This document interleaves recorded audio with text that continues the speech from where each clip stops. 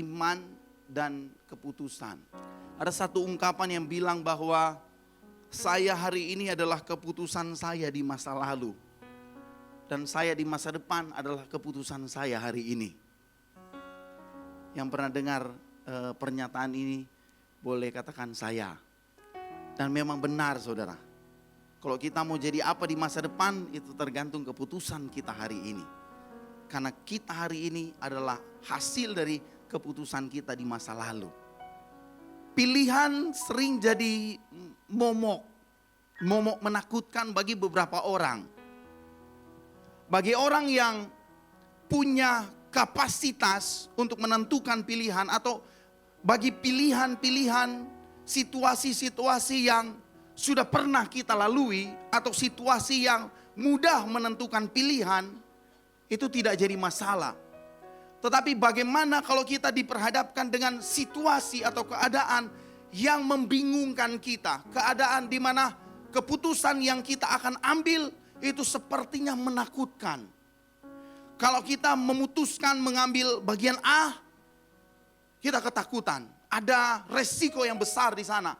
Tetapi kalaupun kita memutuskan mengambil keputusan B, kita juga menanggung resiko yang besar. Apa makan buah si malakama? Makan salah, tidak makan salah. Agak susah. Dan tahun ini ada begitu banyak keputusan-keputusan yang akan kita ambil berkaitan dengan kehidupan kita. Baik itu keputusan keuangan, keputusan pekerjaan, keputusan keluarga kita, keputusan berkaitan dengan masa depan kita. Tahun ini akan jadi tantangan untuk kita mengambil keputusan. Dan saya berdoa supaya khotbah pagi siang ini, iman dan keputusan akan menolong kita untuk kita bisa mengambil keputusan yang sesuai dengan kehendak Tuhan, sesuai dengan rencana Tuhan.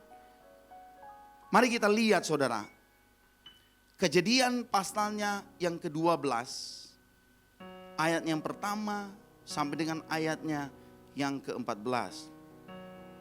Kejadian pasalnya yang ke-12, ayat yang pertama sampai dengan ayatnya yang ke-14. Firman Tuhan berkata begini, berfirmanlah Tuhan kepada Abram, pergilah dari negerimu dan dari sanak saudaramu dan dari rumah bapamu ini ke negeri yang akan kutunjukkan kepadamu. Aku akan membuat engkau menjadi bangsa yang besar dan memberkati engkau serta membuat namamu masyhur dan engkau akan menjadi berkat. Aku akan memberkati orang yang memberkati engkau dan mengutuk orang-orang yang mengutuk engkau, dan olehmu semua kaum di muka bumi akan mendapat berkat. Lalu pergilah Abram seperti yang difirmankan Tuhan kepadanya, dan Lot pun ikut bersama-sama dengan dia. Abram berumur 75 tahun ketika ia berangkat dari Haran.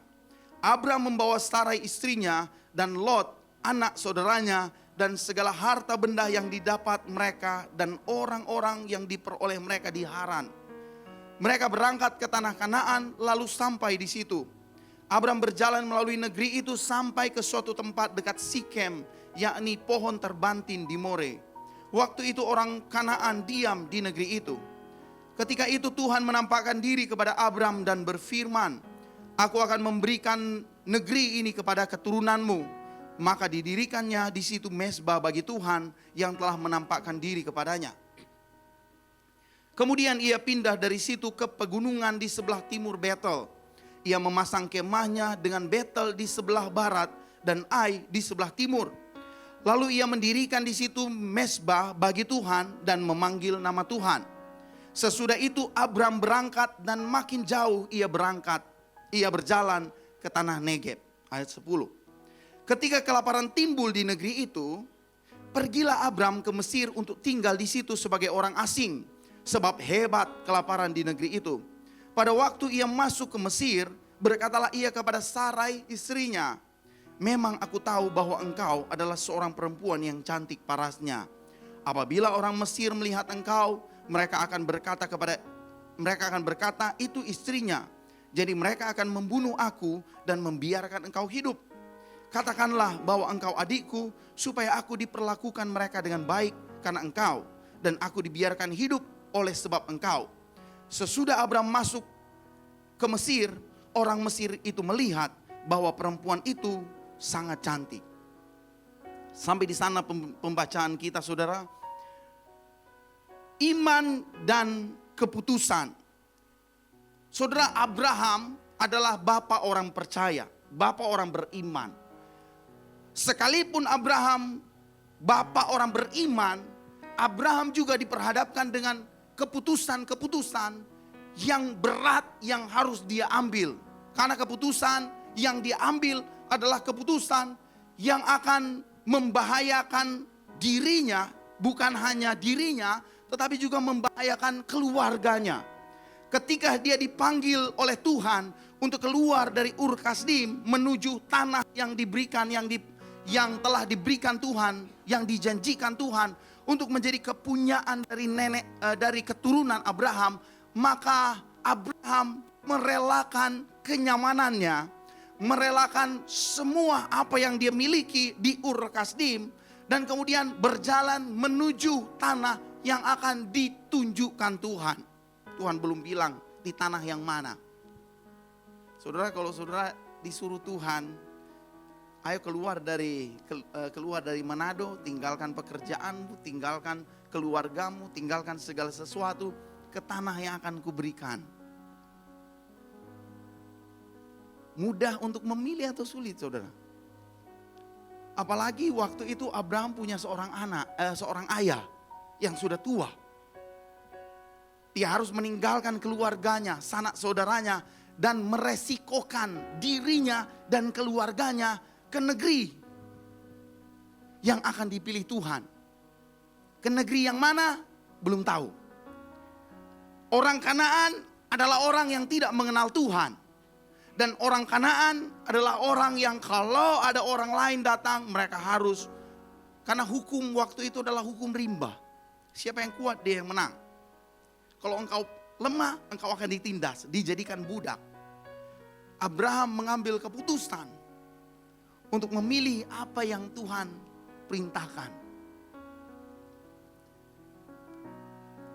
Tetapi juga ketika dia sampai di tempat di mana Tuhan menyuruh Abraham untuk menetap menjadi tanah milik pusaka mereka. Ketika kelaparan terjadi,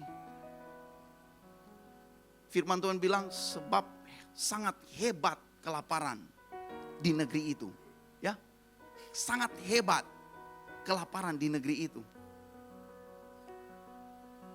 Sebagai seorang kepala keluarga, Abraham harus memutuskan, memilih yang terbaik untuk keluarganya. Dia pergi ke Mesir. Kalau saudara perhatikan, saudara akan temukan dua pilihan yang berbeda. Yang pertama adalah pilihan yang sesuai dengan apa yang menjadi rencana Tuhan bagi kehidupan Abraham. Dan yang kedua, pilihan yang Abraham pilih berdasarkan situasi dan berdasarkan keadaan yang saat itu Abraham sedang hadapi. Perbedaan keduanya adalah Abraham, yang pertama Abraham memutuskan berdasarkan imannya kepada Tuhan. Tetapi yang kedua, Abraham memilih berdasarkan ketakutan dan ego pribadi. Di dalam ayatnya yang ke-10 bilang begini, saudara. Ayat 10. Ketika kelaparan timbul di negeri itu, pergilah Abram ke Mesir untuk tinggal di situ sebagai orang asing. Sebab hebat kelaparan di negeri itu. Kalau pilihanmu berdasarkan iman, maka Allah akan menuntun engkau. Sekalipun kelihatannya sulit, Tuhan akan tetap menolong kita. Seberapa banyak dari kita yang pernah mengalami kesulitan dan Allah menolong kita? Amin. Kenapa? Karena kita memilih berdasarkan iman. Tetapi kemudian karena Abraham memilih berdasarkan ketakutannya, memilih berdasarkan kepentingan pribadinya, maka segala sesuatu yang kita pilih berdasarkan ketakutan dan berdasarkan kepentingan pribadi, itu akan membawa kita, menjerumuskan kita ke dalam masalah yang besar. Ayat 11 bilang begini, pada waktu ia masuk ke Mesir, berkatalah ia kepada Sarai istrinya. Abraham bilang, memang aku tahu bahwa engkau adalah seorang perempuan yang cantik parasnya. Waktu Abraham bilang ini, usia Sarai kira-kira umur 65 sampai 70 tahun. Siapa di sini yang umur 65 sampai 70 tahun? Dan Abraham bilang, aku tahu bahwa engkau cantik parasnya. Hebat sekali Abraham ada jaga Pak Sarai. Sampai umur 65 sampai 70 tahun, sekitar 65 atau 70 tahun, Sarai kelihatan cantik. Dan memang saudara, Sarai kelihatan cantik. Karena itu ditulis di dalam Alkitab. Dan apabila orang Mesir melihat engkau, mereka akan berkata, itu istrinya. Jadi mereka akan membunuh aku dan membiarkan engkau hidup. Ayat 14 bilang begini saudara. Ayat 14 bilang begini. Sesudah Abraham masuk ke Mesir, orang Mesir itu melihat bahwa perempuan itu sangat cantik. Dan kita tahu ceritanya setelah itu. Tetapi di ayat 13, Abraham berkata begini, katakanlah bahwa engkau adikku, supaya aku diperlakukan mereka dengan baik, karena engkau dan aku dibiarkan hidup oleh sebab engkau.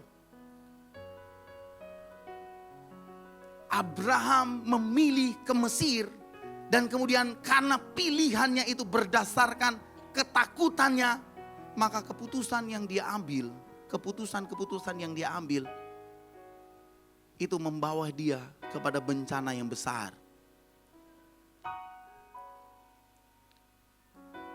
Keputusan yang kita ambil berdasarkan ketakutan akan membawa kita kepada bencana yang tidak bisa terelakkan. Keputusan yang kita ambil berdasarkan iman, maka akan menuntun kita kepada rencana Allah. Ketakutan sering memanipulasi kita untuk mengambil jalan pintas. Sebagai orang percaya, kita harus berdiam, berhenti, dan berdoa untuk bertanya apa kehendak Tuhan. Tahun ini saudara, apakah kita ketika kita mengambil keputusan, kita sering mengambil keputusan dengan bertanya kepada Tuhan. Diam dulu dan bertanya kepada Tuhan. Ini rumus klasik saudara. Tapi saking klasiknya kadang kita enggak lakukan.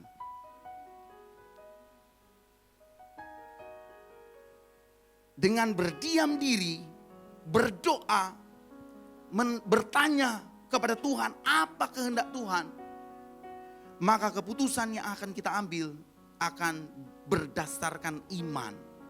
Dan kadang keputusan yang kita ambil berdasarkan iman itu kelihatannya tidak masuk akal bagi orang lain. Tetapi jalan itulah yang akan membawa kita kepada berkat sejati. Karena kepercayaan, keyakinan kita kepada Tuhan mampu menyediakan berkat, mampu menyediakan makanan sekalipun di tengah kelaparan. Sekalipun di tengah kelaparan. Kalau saat ini saudara lagi bergumul dengan pergumulan yang menghadapkan engkau kepada keputusan, apakah engkau akan memutuskan berdasarkan iman atau engkau akan memutuskan berdasarkan ketakutan? Orang so bilang, bahaya, so mesti operasi. Saya tidak menentang pekerjaan dokter, tetapi kalau itu bertentangan dengan iman, tolong berdoa dan minta pimpinan Tuhan. Karena kita percaya sekalipun di tengah kelaparan, Tuhan menyediakan makanan untuk kita nikmati. Nelson Mandela, saudara ingat ya, tokoh Afrika Selatan, Nelson Mandela. Nelson Mandela adalah contoh nyata seorang yang memilih berdasarkan iman akan kebenaran daripada ketakutan. Selama 27 tahun dia di penjara. Dia bisa saja menyerah pada tekanan dan ketakutan, namun ia tetap teguh memperjuangkan keadilan dan kesetaraan di Afrika Selatan. Keputusannya untuk tetap berpegang teguh pada visi yang ia percaya akhirnya membawa dia kepada kebebasan, membawa kebebasan bagi bangsanya meskipun jalannya penuh tantangan. Saya ingin kita melihat sebuah diagram. Ada ya? Iya. Wah, tidak kelihatan di bawah. Saudara, ini diagram. Diagram ini menunjukkan ketakutan dan iman kita. Jadi diagram ini menggambarkan orang punya dinamika spiritual yang orang sering ambil, yang sering orang hadapi. Ketika kita menghadapi ketakutan, maka kita bergumul dengan iman kita. Semakin kita takut, semakin iman kita jadi kecil. Kalau pikiran negatif, kecemasan, keraguan-raguan, semakin banyak di pikiran kita, semakin kita fokus kepada ketakutan, pikiran negatif, kecemasan, keraguan-raguan, maka kepercayaan, pengharapan, dan keyakinan atau iman kita akan semakin ditarik jadi kecil. Tetapi semakin kita percaya, semakin kita berharap, semakin kita yakin, maka ketakutan, kecemasan, keraguan, dan pikiran negatif akan jadi kecil dengan sendirinya. Kedua bagian ini tidak bisa dipisahkan. Ini pasti ada di dalam setiap kita. Dan tahun ini mungkin kita akan menghadapi ketakutan, kecemasan, pikiran negatif. Tapi pastikan iman kita tetap kuat. Pesan dari diagram ini seperti ini, saudara. Ketakutan dan iman tidak dapat berjalan bersama. Ketakutan dan iman itu saling bertentangan. Jadi kalau yang satu ke utara, yang satu ke selatan, yang satu ke timur, yang satu akan ke barat. Dia tidak bisa berjalan bersama-sama. Semakin seseorang membiarkan ketakutan mendominasi, semakin kecil ruang untuk iman. Dan sebaliknya. Dan untuk mengatasi ketakutan kita, kita membutuhkan fokus pada iman kepada Tuhan yang membawa damai dan pengharapan. Waktu kita fokus kepada iman kita, maka kedamaian dan pengharapan itu akan muncul. Iman akan mengerjakan kedamaian dan pengharapan kita. Tahun ini pastikan keputusan yang kita ambil berdasarkan iman dan bukan berdasarkan ketakutan atau kepentingan pribadi. Itu poin penting yang pertama. Kita pasti akan diperhadapkan dengan situasi yang sulit. Tapi kita harus memilih untuk mengambil keputusan berdasarkan iman kita. Yang percaya bilang amin. Saudara mungkin, saudara bilang, tapi pastor tidak semudah yang pastor bilang itu. Betul, tidak semudah yang saya katakan. Makanya kita perlu memutuskan berdasarkan iman. Yang kedua saudara, saya kasih poin yang kedua, what if, bagaimana jika, bagaimana bila, bagaimana kalau, bagaimana jika keputusan yang saya ambil salah, bagaimana jika saya melakukan kesalahan seperti Abraham. Allah sudah membawa dia ke tanah Negeb, ke tanah perjanjian, tetapi karena kelaparan di tanah itu, di negeri itu, maka Abraham memilih untuk mengambil keputusan berdasarkan ketakutan dan berdasarkan kepentingan pribadi. Bagaimana pastor jika saya sudah juga mengambil keputusan yang salah? Bagaimana jika keputusan yang saya ambil sekarang telah mengikat saya? Bagaimana pastor saya tidak bisa lepas dari kesalahan, keputusan yang salah yang pernah saya ambil di masa lalu? Kabar baiknya adalah begini. Kesetiaan Allah tidak pernah luntur, tidak pernah gagal, tidak pernah kalah karena keputusan salah yang kita pernah ambil. Kesetiaan Allah tidak pernah gagal. Makanya saya suka lagu tadi, karena sesuai dengan firman Tuhan. Padahal biasanya saya lihat lagu, list di grup IJN dan saya sudah tahu lagunya. Tapi lagu tadi saya nggak lihat. Makanya waktu pastor tanya, ini mau merayakan Chinese New Year, ada pastor, ada lagu-lagu Cina, baru kita lihat. Oh, ada lagu-lagu bahasa Cina dorong mau nyanyi. Iman, kesetiaan Allah dalam keputusan kita, itu dia tidak pernah gagal. Ada banyak orang bilang, pilihan kita bisa membuat rencana Allah gagal. Rencana Allah tidak pernah gagal, saudara. Itu Ayub bilang, Alkitab bilang, cara Allah bisa bermacam cara. Allah bisa pakai jalan A, jalan B, jalan C, jalan D. Tetapi rencana Allah tidak pernah gagal. Kalau Allah punya rencana, rencana Allah tidak pernah gagal. Mari kita lihat, saudara. Kejadian 12 ayat 15 sampai 20, lanjutan dari tadi. Firman Tuhan berkata begini. Dan ketika punggawa-punggawa Firaun melihat Sarai, mereka memuji-mujinya di hadapan Firaun sehingga perempuan itu dibawa ke istananya. Firaun menyambut Abram dengan baik-baik karena ia mengingini perempuan itu. Dan Abram mendapat kambing domba, lembu sapi, keledai jantan, budak laki-laki dan perempuan, keledai betina dan unta. Kelihatannya keputusan Abraham ini bagus. Good deal. Ya. Dapat apa? Unta, budak laki-laki perempuan, kambing domba, lembu sapi. Oh, luar biasa. Keledai. Kelihatannya good deal, best deal. Oh, sekarang jam muncul best deal. Karena Januari, Februari, Maret kote. Jadi banyak promo ya. Best deal. Kelihatannya. Ayat 17. Tetapi Tuhan menimpakan tulah yang hebat kepada Firaun. Demikian juga kepada seisi istananya. Karena Sarai istri Abram itu. Lalu Firaun memanggil Abram serta berkata, apakah yang kau perbuat ini terhadap aku? Mengapa tidak kau beritahukan bahwa ia istrimu?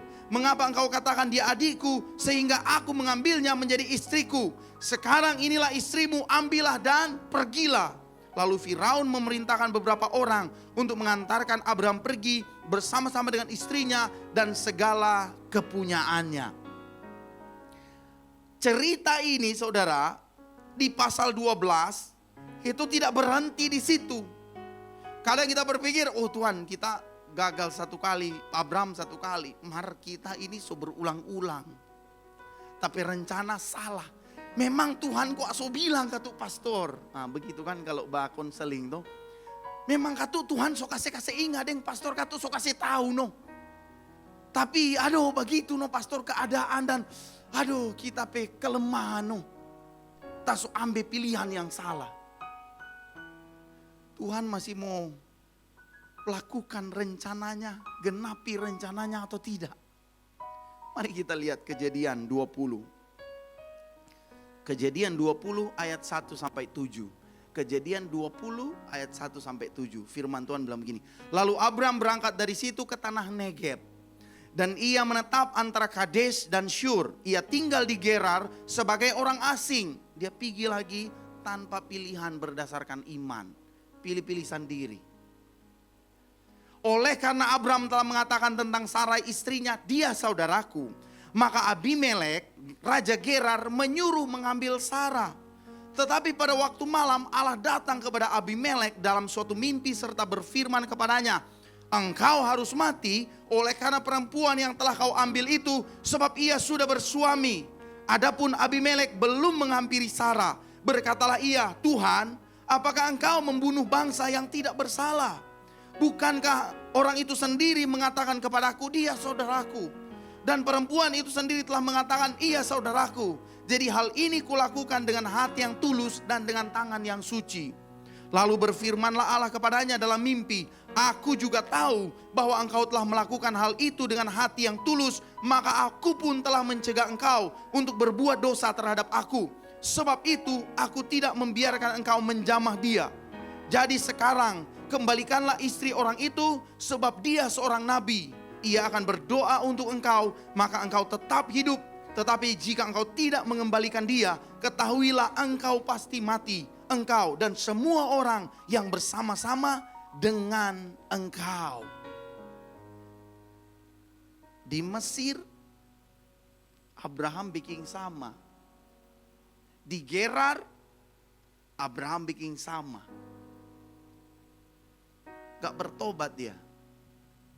Sama situasinya, saudara. Dan Abraham masih memilih berdasarkan ketakutannya. By the way, Abraham adalah bapa orang beriman. Bukan karena dia tidak pernah melakukan kesalahan, atau karena dia imannya tidak pernah dia tidak pernah merasa bahwa saya kurang percaya Tuhan, atau dia tidak pernah khawatir, atau dia tidak pernah mengalami ketakutan atau pergumulan hidup sehingga dia disebut orang beriman. Ya, kalau kata kita Abraham kuat, kita mau memutuskan. Tapi ini enggak. Saya bukan Abraham. Tapi Abraham, Alkitab dengan jelas memberikan bukti bahwa manusia tidak sempurna dalam mengambil keputusan. Kita tidak sempurna. Tetapi Allah tetap setia menjaga janjinya. Sekalipun ada masa di mana kita melakukan kesalahan, tetapi Tuhan tetap setia menjaga janjinya.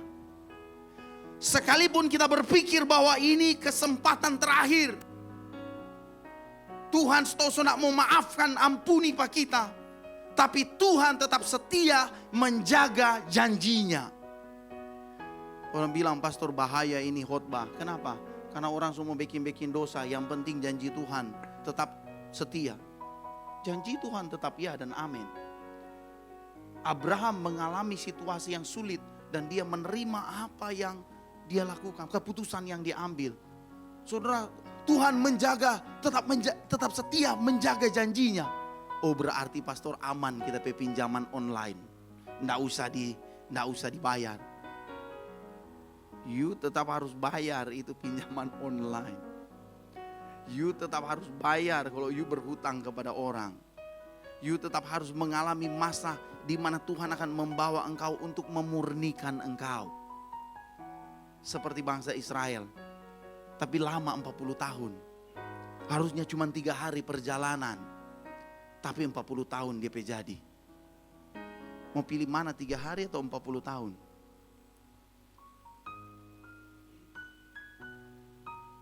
Seorang yang bernama Peter Drucker.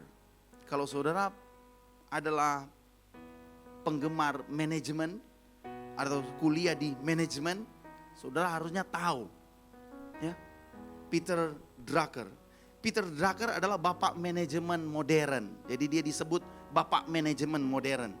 Jadi Peter Drucker adalah seorang profesional yang awalnya membuat keputusan yang salah dalam karirnya. Dia mulainya di dunia hukum, namun merasa tidak cocok.